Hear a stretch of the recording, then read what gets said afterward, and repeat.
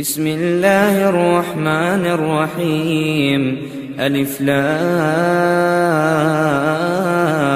را تلك آيات الكتاب وقرآن مبين ربما يود الذين كفروا لو كانوا مسلمين ذرهم يأكلوا ويتمتعوا ويلههم الأمل فسوف يعلمون وما أهلكنا من قرية إلا ولها كتاب معلوم ما تسبق من أمة أجلها وما يستأخرون وقالوا يا أيها الذي نزل عليه الذكر إنك لمجنون لو ما تأتينا بالملائكة إن كنت من الصادقين ما ننزل الملائكة إلا بالحق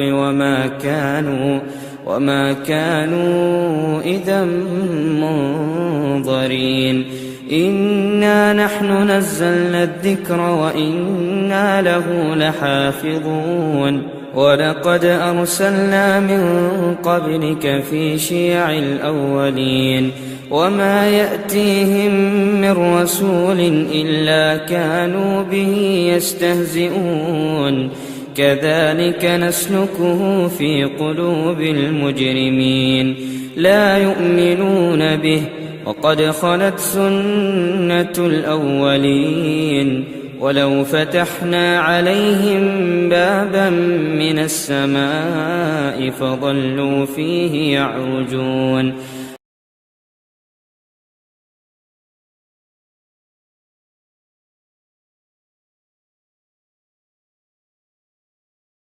ابوالکلام آزاد یہ ان بزرگوں میں سے ہیں، ان کبار علماء میں سے ہیں Maulana Abul Kalam Azad, freedom tribe, first education minister of free India, اور انہوں نے سب سے پہلے ابن تیمیہ رحمۃ اللہ علیہ کا تعارف کروایا. سب سے پہلے نہیں، ان سے پہلے غزنوی خاندان کے لوگوں نے کروایا، مولانا شبلی نے کروایا، مولانا ابوالکلام. محترم صدر گرامی اور اسٹیج پہ بیٹھے ہوئے ہمارے علماء کرام، دور و قریب سے آئے ہوئے ہمارے حاضرین،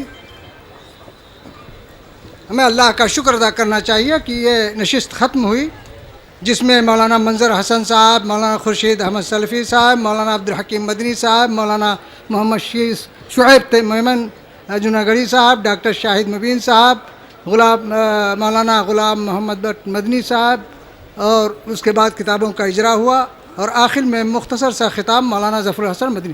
اللہ تعالیٰ ان تمام حضرات کو جزائے خیر عطا فرمائے. اپنے اپنے موضوعات پہ جو بھی چند کلمات کہہ سکے انہوں نے کہا. میرے بھائیوں، قیام امن، نبی کریم صلی اللہ علیہ وسلم کی حدیث گرامی ہے، من کان آمنا فی سربہ معافا فی جسدہ وعنده قوت یوم ولیلہ کانما حیزت الیہ الدنیا بحذافیرہا. جو اپنے اہل و عیال اور اپنی جماعت میں امن و امان سے ہو اور اس کا جسم بیماریوں سے دور ہو اور اس کے پاس ایک دن کی روٹی موجود ہو، روزی موجود ہو، تو گویا کہ دنیا کی پوری کائنات اس کے قدموں پہ لا کر کے ڈال دی گئی ہے. یہ امن کی فضیلت ہے. اللہ تعالیٰ نے فرمایا کہ امن و امان اصل میں انہی لوگوں کا حق ہے جو اللہ تعالیٰ کی وحدانیت کے قائل ہیں، اللہ پہ ایمان رکھنے والے ہیں، اور حقیقت میں امن انہی کا حصہ. الذین آمنوا ولم یلبسوا ایمانہم بظلم اولئک لہم الامن وہم مہتدون. اور میرے بھائیوں، اسلام کا پورا ضابطۂ تعزیرات، یعنی اسلامک پینل کوڈ جس کو کہہ لیجئے، وہ پورا امن و امان کا داعی ہے، جس میں عقل کی حفاظت. اگر انسان نے شراب نوشی کر لی یا منشیات سے اپنے عقل کو تباہ کر لیا تو اسے کوڑے لگائے جائیں گے، اس کا دماغ صحیح ہو جائے. اسی طرح سے دین کی حفاظت، ایک صالح معاشرہ، مسلمانوں کا مکمل معاشرہ موجود ہے، اس میں کوئی کمبختی کر کے اسلام پہ اعتراض کرنے لگے یا اس سے کہا کہ یہ دین ہی نہیں ہے، تو اس پہ حد قائم کیا جائے گا. اسی طرح سے جان کی حفاظت، اگر کسی نے کسی کی جان لے لی تو کہا انه من قتل نفسا بغیر نفس و فساد فی الارض کانما قتل الناس جميعا. جس نے ایک کو قتل کیا اس نے پوری انسانیت کو قتل کیا، جس نے ایک جان بچائی اس نے پوری انسانیت کو بچا لیا. یہ جان کی حفاظت. اور اسی طرح سے عزت و آبرو کی حفاظت. عزت و آبرو کی حفاظت یہ نہیں ہے اگر انسان شادی شدہ ہے اور اس نے اپنے ماحول میں غیر پاکیزہ حرکت کی تو اسے اس روئے زمین پر چلنے کا حق باقی نہیں رہ جاتا ہے جس نے صالح معاشرے میں اتنا گندا کام کیا. تو یہ وہ چیزیں ہیں جن سے معاشرے میں امن و امان آتا ہے. یہ اسلام کا پینل کوڈ ہے. حضرات آپ دیکھیں کہ ہمارے بزرگوں نے یا ہمارے ائمہ کرام نے ہمارے اسلاف نے خود 1857 کے بعد ان چیزوں پہ کیسے عمل کیا. حضرت شیخ الحدیث میاں سید نذیر حسین محدث دہلوی رحمۃ اللہ علیہ جو اس وقت کے پورے ہندوستان بر صغیر کے سب سے بڑے مفتی, ہو سکتا ہے ہمارے حضرات بیٹھے ہوئے ہیں کہ دوسرے لوگ مفتی کہاں ہو جاتے ہیں. اس وقت جتنے بڑے مفتی تھے مولانا صدر الدین دہلوی کے علاوہ اور مولانا مملوک علی کے علاوہ سب ان سے چھوٹے تھے. کوئی 10 سال کا تھا, کوئی 15 سال کا تھا, کوئی 20 سال کا تھا, اور سب لوگ ان سے چھوٹے تھے. اس لیے اس وقت اپنے زمانے کے سب سے بڑے مفتی مانے جاتے تھے پورے بر صغیر کے. انہوں نے اس وقت جب 1857 کا ابتدائی مہینہ تھا اس وقت انگریزوں کا قتل عام ہو رہا تھا کیونکہ ان لوگوں کے ظلم کا بدلہ لیا جا رہا تھا. ایسا نہیں ہونا چاہیے تھا لیکن انتقامی جذبہ بہت بھڑکا ہوا تھا. کسی کو نہیں چھوڑ رہے تھے. کبھی کبھار تو ایک جگہ جمع کر کے گولی چلا دی گئی. اس میں سے ایک عورت باڑا ہندو راؤ کے کسی جھاڑی میں جا کر کے کراہ رہی تھی. میاں صاحب ان کے شاگردوں نے دیکھا, اس کو لے کر گئے. اس وقت کسی انگریز کو پناہ دینا, اس کی جان بچانی دنیا کا سب سے بڑا جرم مانا جاتا تھا. لیکن اپنی جان کو ہتھیلے پہ رکھ کر کے 3.5 مہینہ اپنے گھر میں علاج کیا. خنجر شرمگاہ کے پاس خنجر مار دیا گیا تھا اور 3 مہینہ اس کا علاج کیا گیا, جس میں مولانا عبد القادر بن عبد الخالق جو دربار شاہی میں ظفر کہ ہاں نکاح وغیرہ کا فریضہ انجام دیتے تھے یا کوئی اس طرح کی, اور اسی طرح سے ڈپٹی نذیر احمد جو ان کے وہ تھے کیا کہتے ہیں ان کے بیوی, ان کے بچی کے شوہر کو کیا کہا جاتا ہے, داماد جی داماد تھے. ان لوگوں نے مل کر کے اس عورت کی حفاظت کی, اور حفاظت ہی نہیں کی بلکہ اس کے عزت و آبرو کی بھی حفاظت کی. کتنے لوگوں نے انگریزوں کی عورتوں کی جان بچائی تھی لیکن جنسی تعلقات قائم کر لیے تھے, تو ان کو تو نہیں. تو ان لوگوں نے یہ اس وقت کام کیا تھا, اور بلوائی ان کے گھر میں گھس گئے. پتہ چل گیا کہ اس میں کوئی عورت ہے, لہٰذا اوپلوں میں یہ جو لکڑی وکڑی پہ چھپا کر کے اس کی جان بچائی. یہ اس وقت میاں صاحب نے کیا تھا, اور یہ امن و امان قائم کرنے کے لیے. اس واقعے کو جب یورپ اور امریکہ میں بیان کیا گیا کسی کانفرنس میں, تو لوگ اس پہ آفری کہنے لگے, خوش آمدید کہنے لگے. کیا اس وقت جب کہ انگریزوں کے خلاف اتنا بڑا جذباتی معاملہ پیدا ہو گیا تھا اور ایسی چیز پیش آئی. اللہ تعالیٰ نے, یہ ہمارے اسلاف ہیں جنہوں نے اللہ تعالیٰ کی اس آیت پہ عمل کیا, وَإِنَّ أَحَدٌ مِّنَ الْمُشْرِكِينَ اسْتَجَارَكَ فَأَجِرْهُ حَتَّى يَسْمَعَ كَلَامَ اللَّهِ ثُمَّ أَبْلِغْهُ مَأْمَنَهُ ذَلِكَ بِأَنَّهُمْ قَوْمٌ لَّا يَعْلَمُونَ. کہ اگر کوئی مشرک پناہ مانگے تو اس کو پناہ دو, اس کو اللہ کی بات سناؤ اور پھر اس کو امن و امان کی جگہ پر پہنچا دو. تب جب معاملہ ختم ہوا تو بہت ہی رازداری کے ساتھ اس کو ایک غیر مجہول قسم کی سواری پر بیٹھا کر کے اور انگریزی کیمپ میں چھوڑ دیا گیا.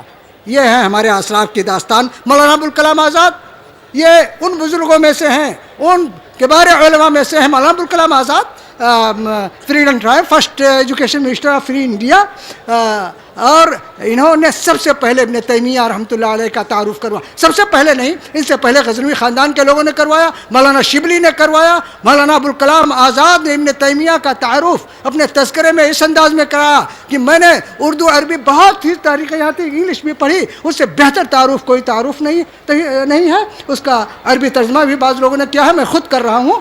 ہاں, یہ کہنا یہ ہے یہ وہ ابن تیمیہ ہیں جن کو آج بدنام کیا جا رہا ہے کہ لیکن ابن تیمیہ نے کہا کسی کو کافر مت کہو, التکفیر حق اللہ و رسولہ. کسی کو کافر کہنا یہ اللہ اور رسول کا حق ہوتا ہے. جس کو اللہ کافر بنائے وہ کافر, جس کو رسول کافر کہے وہ کافر, اور ویسے کسی کو کافر نہیں کہا جا سکتا. یہ ابن تیمیہ ہیں جن کا تعارف مولانا ابوالکلام آزاد نے کروایا. اسی طرح سے میں بتاتا چلوں, خان عبد الغفار خان ان کے آبوز خان عبد الغفار خان، یہ سرحدی گاندھی جن کو بادشاہ خان کہا جاتا تھا، اور جن کو بھارت رتن کا خطاب ملا، مولانا ابوالکلام آزاد کو بھی بھارت رتن کا خطاب ملا، یہ ہمارے لوگ ہیں، لوگوں کو پتہ نہیں ہے، یہ ان کے آبا و اجداد تحریک شہیدین کے دلاور لوگوں میں سے تھے، اور اسی کا اثر خان عبد الغفار خان میں بھی تھا۔ جب 1931 میں انگریزوں نے ایک بہت بڑے مجمع 1 لاکھ کے مجمع پر، پٹھانوں کے مجمع پہ گولی چلائی، تو اس میں یہ بھی موجود تھے، یہ قیادت کر رہے تھے، لیکن انہوں نے اعلان کر دیا کہ تشدد کا جواب تشدد سے نہیں ہونا چاہیے، اور ان کے بھارت رتن کے خطاب میں شاید یہی عبارت بھی لکھی گئی ہے کہ اس جیالے نے یہ بدلہ لے سکتے تھے انگریزوں سے، بہادر خاندان کے لوگ تھے، لیکن امن و امان کو باقی رکھنے کے لیے اپنے لوگوں کو دبا کر کے رکھا اور بچا کر کے رکھا۔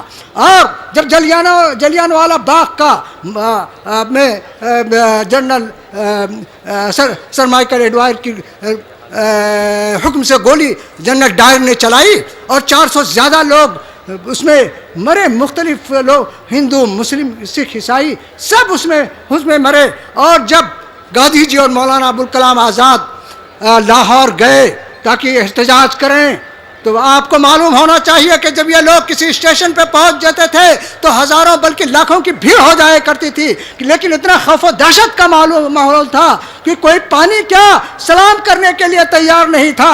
اس وقت اہل حدیث کے معروف وکیل عبدالعزیز مالواڈا، جن کے والد گرامی مولانا عبدالرحیم میاں سید نذیر حسین محدث دہلوی کے شاگردوں میں سے تھے، انہوں نے اپنا گھر لاہور میں اپنی کوٹھی ان بزرگوں کے لیے کھول دی، گویا کہ وہ اپوزیشن کا ہیڈ کوارٹر بنا دیا گیا۔ اس کے بعد لوگوں میں ہمت ہوئی اور آنے جانے لگے۔ میرے بھائیوں، یہ آپ کے بزرگوں کا کردار ہے جسے بھلایا جا رہا ہے، لوگ بتایا بھی۔ میں نے یہ بات اس لیے چھیڑ دی کیونکہ میں جانتا تھا کہ یہ بات آپ کے اسٹیج سے یہاں سے نہیں ہو پائے گی، اس لیے معاف کیجئے گا۔ ہمارے اسلاف وہی لوگ نہیں ہیں، ہمارے اسلاف یہ لوگ بھی ہیں۔ اسی طرح سے میرے بھائیوں، انڈین نیشنل آرمی جس کو نیتا جی سبھاش بوس نے قائم کیا، اور جب ان کی تلاشی شروع ہو گئی انگریزوں کی طرف سے، تو یہ کیسے نکلے کلکتہ سے؟ ان کے ایک دوست مولانا حکیم عبدالسلام ہزاروی، ہزارہ کے رہنے والے پختہ پکے اہل حدیث دوستوں میں سے تھے، کہا کہ آپ کچھ دنوں گھر میں بیٹھیں۔ تقریباً 3 مہینہ بیٹھ کر کے انہوں نے داڑھی بڑھائی، شیروانی پہنی، ٹوپی لگایا اور اپنا بھیس بدل کر کے ہزارہ جا کر کے پہنچے، اور وہاں چھپا کر کے ان کو کھانا کھلاتے تھے اور سب کچھ کرتے تھے۔ اس کے بعد وہ مجاہدین جو انگریزوں کے خلاف وہاں پر کام کر رہے تھے سرحد پر، چمرکنڈ والے، ان کے ذریعے سے ان کو کابل پہنچایا، کابل سے یہ جرمنی پہنچے۔ اور اس کے بعد جب راز فاش ہو گیا تو اس بزرگ کو، حکیم عبدالسلام ہزاروی کو، راجپوتانہ کیمپ میں 3 سال تک جیل میں رکھا گیا، کسی کو پتہ نہیں کہاں غائب کر دیے گئے تھے۔ یہ آپ کے بزرگ امن و امان کو قائم کرنے کے لیے، انگریزوں کے ظلم و دہشت گردی سے نجات پانے کے لیے ہمارے بزرگوں نے یہ کردار ادا کیے تھے۔ اور پھر یہ میں بھی یہ بتاتا چلوں کہ جب یہ کیا کہتے ہیں، سائیگل، ڈھلو، شاہ نواز، یہ 3 مشہور شخصیتیں تھیں جو نیشنل آرمی کے میں ماخوذ ہوئے تھے، کیونکہ نیتا جی سبھاش تو نکل ہی گئے تھے اور اسی لال قلعہ میں ان لوگوں کے خلاف کارروائی ہوئی۔ اس میں ایک مشہور ملزم تھے عبدالرشید، اور ان ملزمین کی وکالت پنڈت جواہر لال نہرو، آصف علی خان نے کی، اور وکیل عبدالعزیز مالواڈا جن کا تذکرہ گزرا، انہوں نے عبدالرشید کی وکالت کی اور کیس کو جیتا۔ تو یہ آپ کی تاریخ ہے۔ یہ بہت مختصر، میرے پاس ٹائم نہیں ہے، اور مجھے تو یہ ہے کہ اگر 5 منٹ کا ٹائم ہو تو 5 منٹ بھی اپنی بات کرنے کی کوشش کرتا ہوں، اس کم ہوتا ہے تب بھی۔ ہو گیا ٹائم؟ ہو گیا اذان کا؟ بہرحال آپ حضرات شکریہ کے مستحق ہیں، اللہ تعالیٰ آپ کو جزائے خیر دے۔ ہمارے مولانا اصغر علی امام مہدی سلفی حفظہ اللہ، جنہوں نے اتنی کوششیں کی، ان کے تمام رفقائے گرامی، اور اللہ کا شکر بجا لاتے ہیں، پھر شکر ادا کرتے ہیں۔ من لم یشکر الناس لا یشکر اللہ۔ جس کے دل میں بندوں کے شکر گزاری کا جذبہ نہ ہو وہ اللہ کا کما حق ہو شکر گزار بندہ نہیں ہو سکتا. لیکن اللہ کا شکر ادا کرتے ہیں پھر اپنے ان تمام ذمہ داران جمعیت و جماعت کا شکریہ ادا کرتے ہیں. اللہ تعالیٰ ان کو ہمت و توفیق سے نوازے. اور پھر میں یہ کہتا ہوں سیر کی پھول چنے خوب پھرے شاد رہے باغباں چلتے ہیں گلشن تیرا آباد رہے. السلام علیکم ورحمۃ اللہ وبرکاتہ.